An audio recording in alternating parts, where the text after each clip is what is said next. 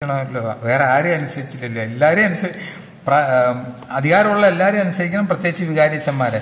അച്ഛൻ പറഞ്ഞ് ഞാൻ എന്തെങ്കിലും സന്ദേശം പറയണമെന്ന്. അമ്മച്ചി ആ ബൈബിൾ ഇങ്ങെടുത്ത് അവിടെ ഇങ്ങെടുത്ത് വായിച്ച വചനം ഇങ്ങെടുത്ത്. അച്ഛൻ അവിടെ ഇരുന്ന് മധ്യസ്ഥം പ്രാർത്ഥിക്കണം എനിക്ക് വേണ്ടിയിട്ട്. ആ അമ്മച്ചി വായിച്ച ആദ്യത്തെ വായനയെ കൃത്യം തിരുവചനം പറയുന്ന പോലെ പറയണമല്ലോ.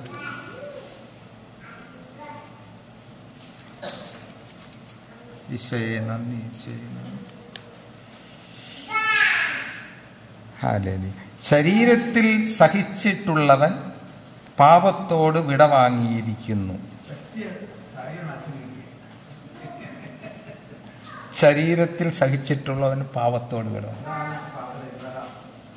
നമ്മൾ എൻ്റെ പ്രിയപ്പെട്ടവരെ ഇന്നലെ പറഞ്ഞ മാതിരി എന്തിനു വേണ്ടി ഇതിനൊക്കെ ഇറങ്ങിത്തിരിക്കുന്നു എന്നുള്ളത് ഒത്തിരി സൂക്ഷിക്കണം. കാരണം ചില പ്രാർത്ഥനകൾക്ക് ഉടനെ ഈശോ ഉത്തരം തരും. അതിലൊന്നാണ് കേട്ടോ. അതുകൊണ്ട് ഒത്തിരി സൂക്ഷിക്കണം നമ്മൾ. പക്ഷേ നമ്മൾ അതിൻ്റെ കൂടെയുള്ളത് നോക്കണം. പാപത്തോട് വിട വാങ്ങിയിരിക്കുന്നു.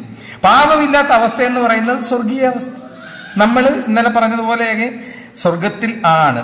എങ്കിലും നമുക്ക് ശരീരത്തിൻ്റെതായിട്ടുള്ള അവസ്ഥകളിലൂടെ കടന്നു പോകേണ്ട സന്ദർഭങ്ങൾ വരുമ്പം, സഹനങ്ങൾ വരുമ്പം, മാനുഷിക വികാരങ്ങൾക്ക് അടിമപ്പെട്ടല്ല ദൈവഹിതത്തിനൊത്ത് ജീവിക്കുക എന്നുള്ള വലിയ കഷ്ടമുള്ള കാര്യമാണ്. നിങ്ങൾക്ക് അൽമായർക്കും ഞങ്ങൾക്ക് വൈദികർക്കും സന്യസ്തർക്കും എല്ലാം ഉള്ളതാണ്. നമ്മൾ മരണം വരെ ഈ ശരീരത്തിൻ്റെ ആയിട്ടുള്ള അനുഭവങ്ങൾ ഒത്തിരി വിഷമമുള്ളതാണ്. പരിശുദ്ധ അമ്മയുടെ ഇന്ന് ശനിയാഴ്ച ആയതുകൊണ്ട് പരിശുദ്ധ അമ്മയെ നമ്മൾ പ്രത്യേകം ഓർക്കുന്നു. കാരണം ദൈവത്തിൻ്റെ അമ്മയല്ലേ.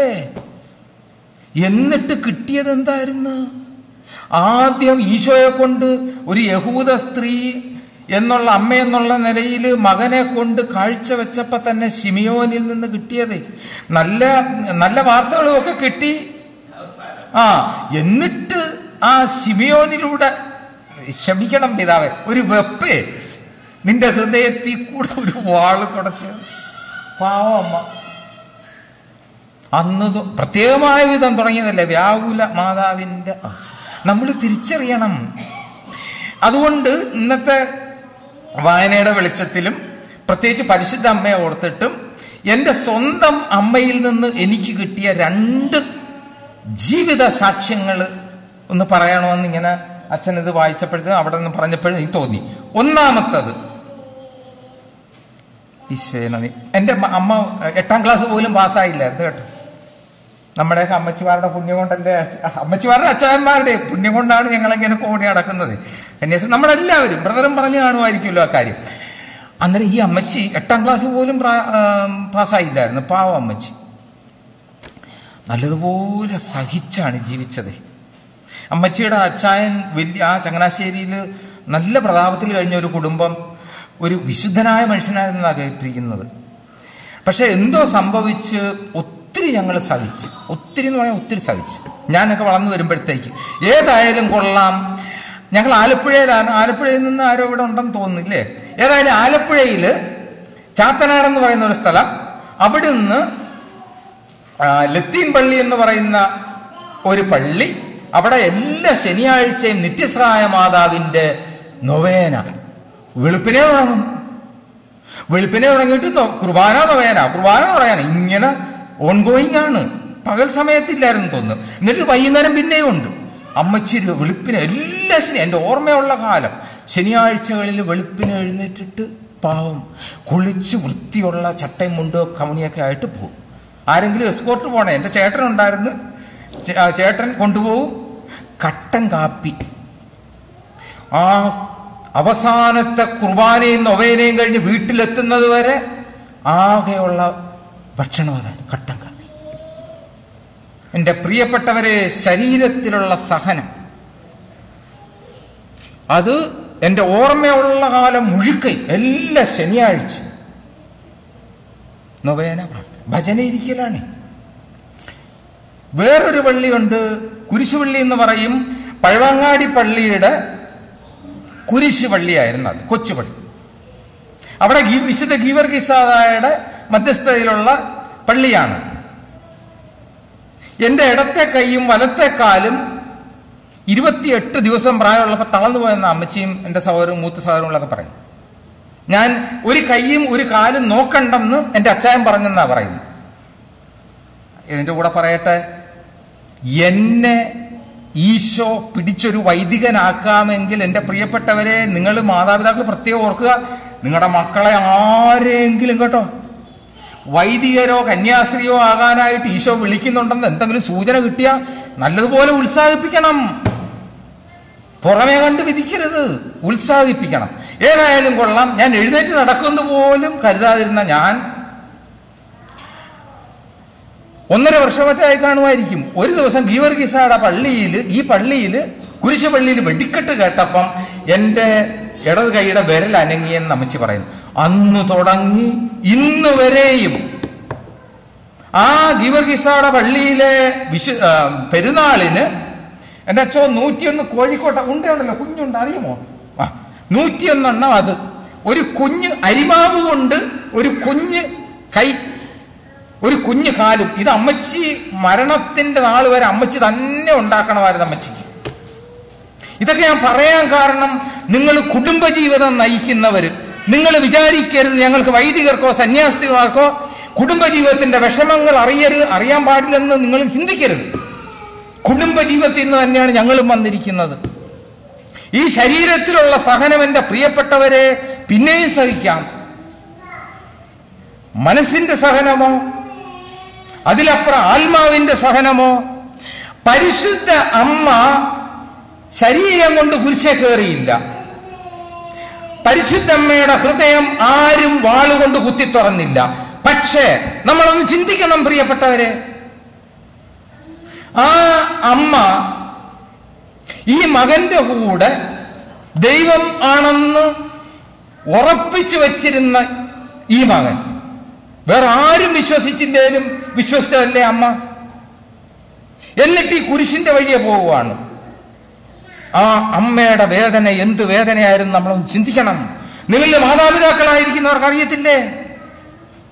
നിങ്ങളുടെ മക്കൾക്ക് ഒരു അസുഖം വന്നാൽ നിങ്ങൾക്ക് അസുഖമൊന്നും ഇല്ലായിരിക്കാം, പൂർണ്ണ ആരോഗ്യമായിരിക്കാം.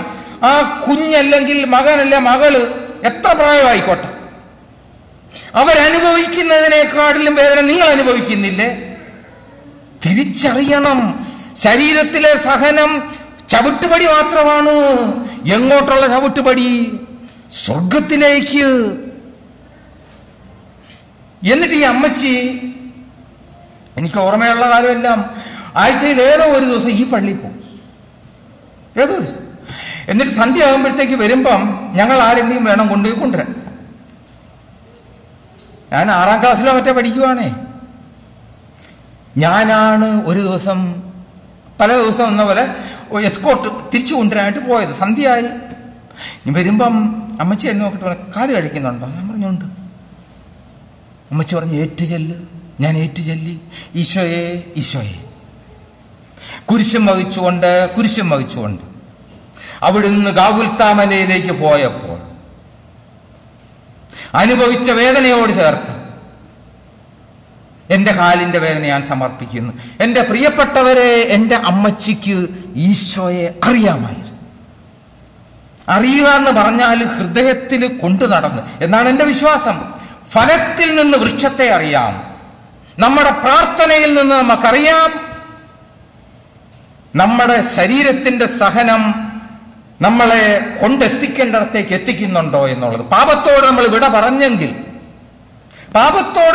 പറഞ്ഞെങ്കിൽ പിന്നെ എന്റെ പ്രിയപ്പെട്ടവരെ, നമ്മുടെ ഹൃദയത്തിൽ മുഴുകിയ ആരാണ്? ഈശോ. അല്ലേ? ശരിയല്ലേ സിസ്റ്റർ മദറമ്മേന്തി? പാപമില്ലാത്ത അവസ്ഥ എന്ന് പറഞ്ഞാല് പുണ്യം മാത്രമേ ഉള്ളൂ.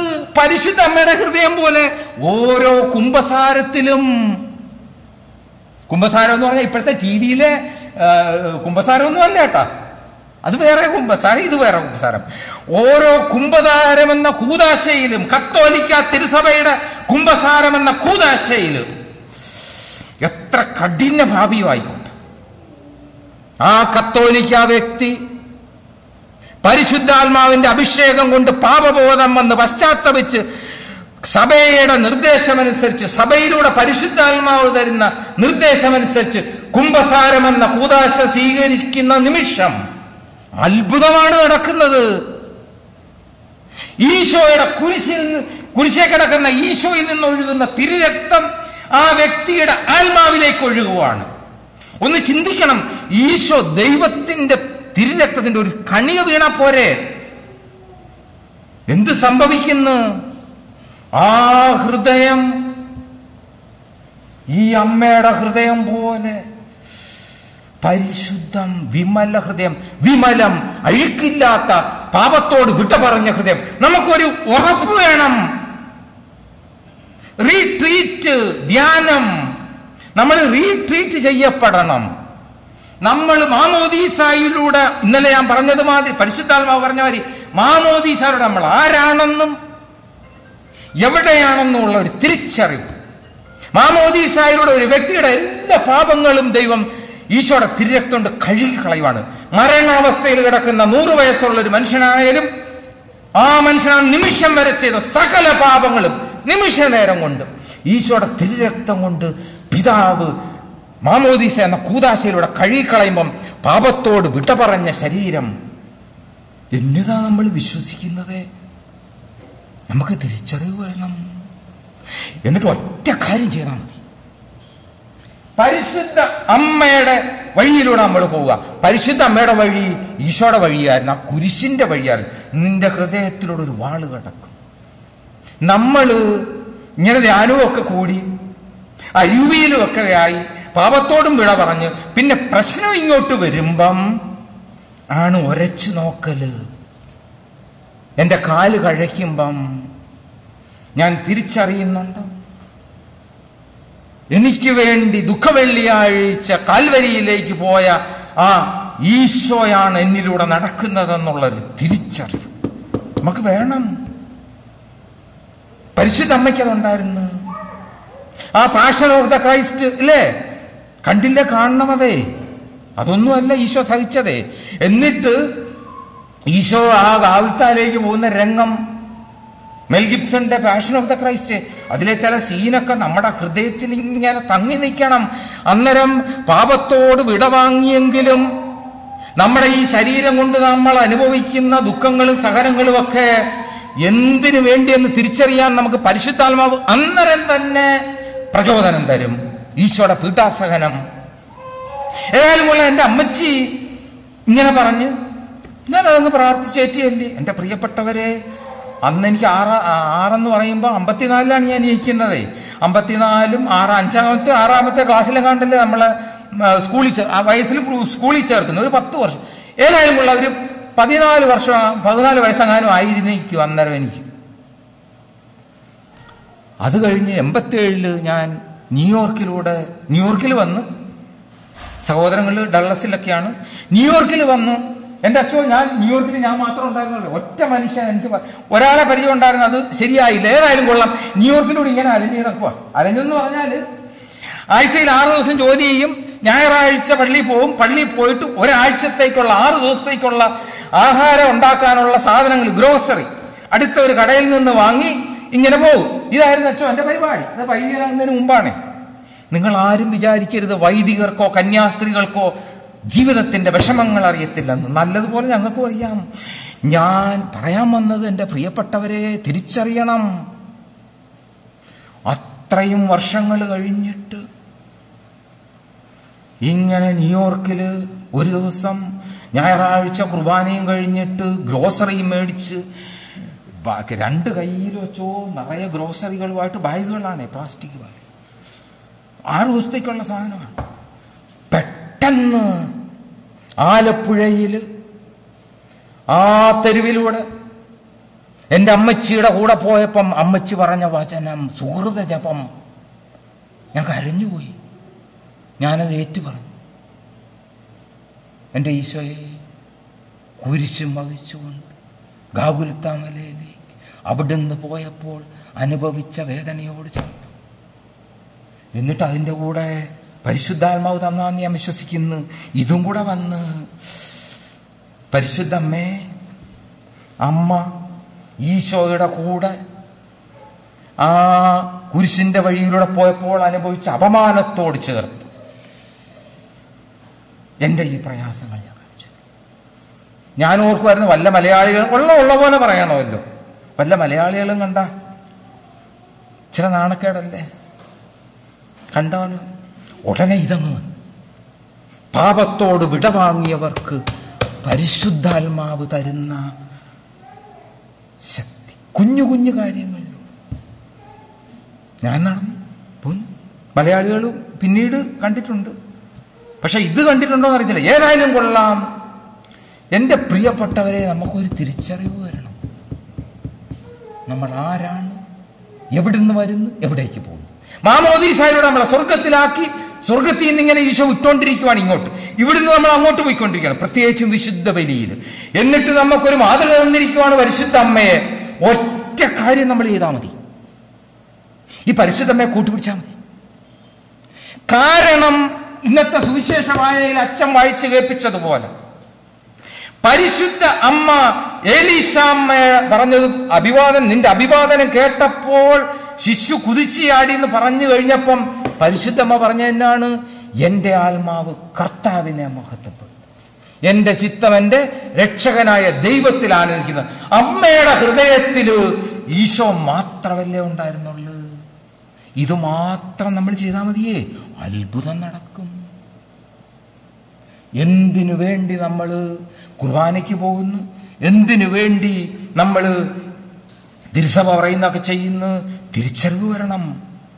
ചുമ്മാ അങ്ങ് ജീവിക്കാനോ കാര്യം സാധിക്കാനോ ഒന്നുമല്ല. പാപത്തിന് മരിച്ച് ആത്മാവിന്റെ പ്രേരണയനുസരിച്ച് ജീവിച്ചിട്ട് അതിലൂടെ അനേകരെ സ്വർഗത്തിലേക്ക് കൊണ്ടുപോകാനായിട്ടാണ്. എൻ്റെ അമ്മച്ചിയിൽ നിന്ന് കിട്ടിയ വേറൊരു അനുഭവം. നമ്മളൊക്കെ ധ്യാനങ്ങൾ എത്രയോ കൂടിയിരിക്കുന്നു. എൻ്റെ പ്രിയപ്പെട്ടവരെ, ഓരോ കൂദാശയിലും പരിശുദ്ധാത്മാവ് നിറവോടെ വരുന്നുണ്ട്.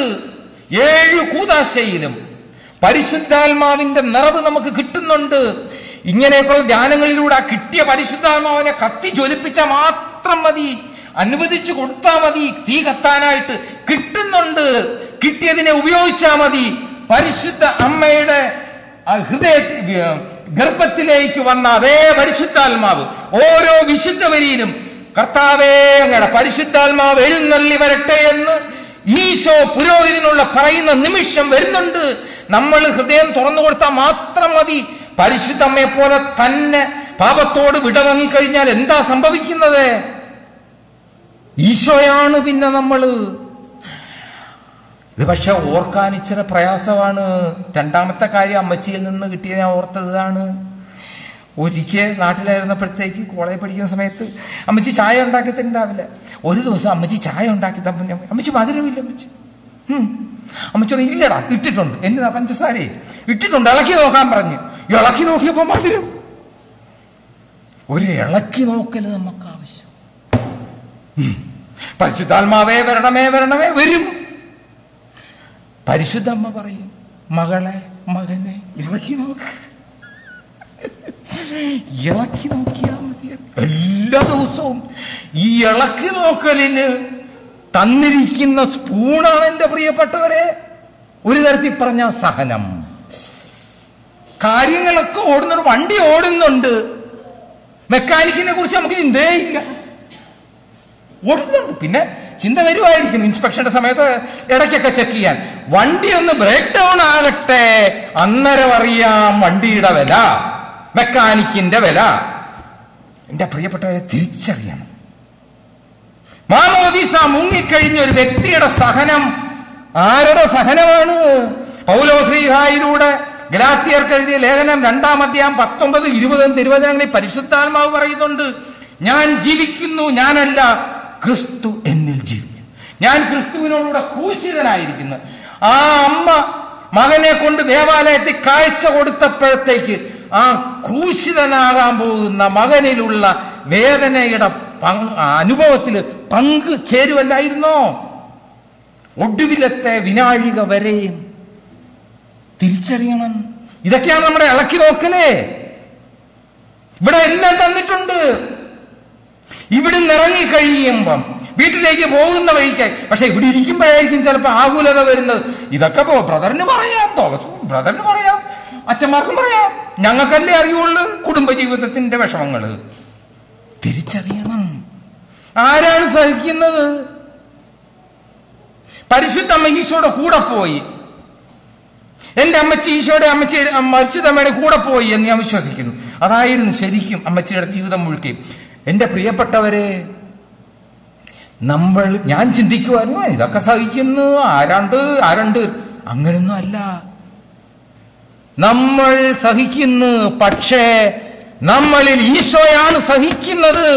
കുരിശിന്റെ വഴിയിലെ 5-ാം സ്ഥലം ശമയോൻ ഈശോയെ കുരിശ് ചുമക്കാൻ സഹായിക്കുന്നു. ഇതാണ് നമ്മുടെ വിളി. തിരിച്ചറിഞ്ഞാൽ മതി. അവിടെയാണ് നമുക്ക് റീട്രീറ്റിങ്ങിന്റെ ആവശ്യം. ശരീരത്തിലെ സഹനമൊന്നും സഹനമല്ല, അത് വെറും ചവിട്ടുപടിയാണ്. എന്തിനു വേണ്ടി? നമ്മളെ പോലെ സഹിക്കുന്ന ലോകത്തിലുള്ള എല്ലാവർക്കും ഇതേ പരിശുദ്ധാത്മാവിനെ മേടിച്ചു കൊടുക്കാനുള്ള എളിപ്പടിയാണ് എന്റെ പ്രിയപ്പെട്ടവരെ സഹനം, ക്രിസ്തീയ സഹനം.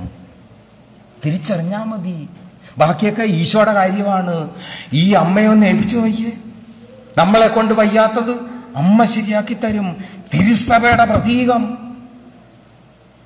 Hallelujah, hallelujah. നമുക്കൊന്ന് കണ്ണടച്ച് പ്രാർത്ഥിക്കാം. Hallelujah, hallelujah, hallelujah. പിതാവായ ദൈവമേ, ഏറ്റു പറഞ്ഞു. പിതാവായ ദൈവമേ, മാമോദീസായിലൂടെ ഞങ്ങളെ പാപങ്ങളെല്ലാം നീക്കി ഈശോയോട് ചേർത്ത് സ്വർഗത്തിൽ കൊണ്ടുപോയതിന് നന്ദി പറയുന്നു.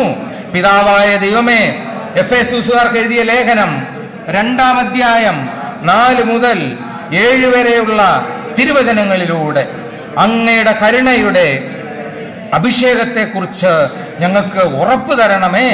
ഞങ്ങൾ ഇവിടെയാണെങ്കിലും, ശരീരത്തിൽ സഹിക്കുന്നെങ്കിലും, ആത്മാവിൽ സഹിക്കുന്നെങ്കിലും, ഞങ്ങളുടെ സഹനം ഈശോയുടെ സഹനമാണ് എന്നുള്ള തിരിച്ചറിവ് തരേണമേ. പരിശുദ്ധ അമ്മേ, ഈശോയുടെ കൂടെ കുരിശും വഹിച്ചുകൊണ്ട് പോയ ഈശോയുടെ കൂടെ, ദൈവപുത്രനായ ഈശോയുടെ കൂടെ അപമാനമേറ്റ് അമ്മ പോയപ്പോൾ അമ്മ സഹിച്ച വേദനയുടെ യോഗ്യതയാൽ മരണം വരെയും അമ്മയെപ്പോലെ ഈശോയെ മാത്രം ഹൃദയത്തിൽ ധ്യാനിച്ച് ജീവിക്കുവാൻ ഞങ്ങൾക്ക് ഇടവരുത്തണമേ. അമ്മയ്ക്ക് അനുവാദം തരുന്നു. വിശുദ്ധ യൗസേപ്പ് പിതാവേ, പരിശുദ്ധ അമ്മേ, നിങ്ങൾക്ക് ഞാൻ അനുവാദം തരുന്നു. എന്നെ ഈശോയെ പോലെ ആക്കി മാറ്റണമേ. ആമേൻ. എന്റെ ചിന്തകളും വാക്കുകളും പ്രവൃത്തികളും ഇന്നു മുതൽ എല്ലാ സഹനങ്ങളും ഞാൻ സമർപ്പിക്കുന്നു. എന്നെ പോലെ സഹിക്കുന്ന എല്ലാ മനുഷ്യർക്കും പരിശുദ്ധാത്മാവിന്റെ അഭിഷേകം തരണമേ. ആമേൻ. എന്ത് സഹനവും ആയിക്കോട്ടെ. ഇതാണ് എന്റെ പ്രിയപ്പെട്ടവരെ നമ്മുടെ വിളി.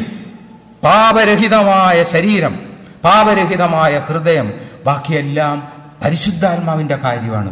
അതിന് ജ്ഞാനത്തിന്റെ ഇരിപ്പിടം. ബ്രദർ ജ്ഞാനത്തെക്കുറിച്ചാ പറഞ്ഞെന്ന് പറഞ്ഞു. ഞാൻ അപ്പുറത്തായിരുന്നതുകൊണ്ട് എനിക്കറിയില്ലായിരുന്നു. ജ്ഞാനത്തിന്റെ ഇരിപ്പിടം അച്ഛൻ വായിക്കുന്നതിന് മുമ്പ് വന്നത് ഇതാണ്. Seat of wisdom, pray for us. ലുത്തിനിയായില്ലേ? ജ്ഞാനത്തിന്റെ ഇരിപ്പിടം ഏൽപ്പിച്ചാ മതി, എല്ലാം അമ്മ ശരിയാക്കി തരും. കാരണം ഈശോയാണ് നമ്മളോട് പറഞ്ഞത്, ഇതാ നിന്റെ അമ്മ. ചെയ്യുന്നതെല്ലാം എൻ്റെ പ്രിയപ്പെട്ടവരെ ദൈവമഹത്വത്തിന് ചെയ്ത പരിശുദ്ധ അമ്മയെപ്പോലെ എൻ്റെ ചിത്തം എൻ്റെ രക്ഷകനായ ദൈവത്തിൽ ആനന്ദിക്കുന്നു എന്ന് പറയാനായിട്ട് അമ്മ നമ്മളെ പഠിപ്പിക്കുന്ന പാഠം നമുക്ക് ഏറ്റുപറയാം. ഈശോ മിശിഹായ്ക്ക് സ്തുതിയായിരിക്കട്ടെ. ആമേൻ.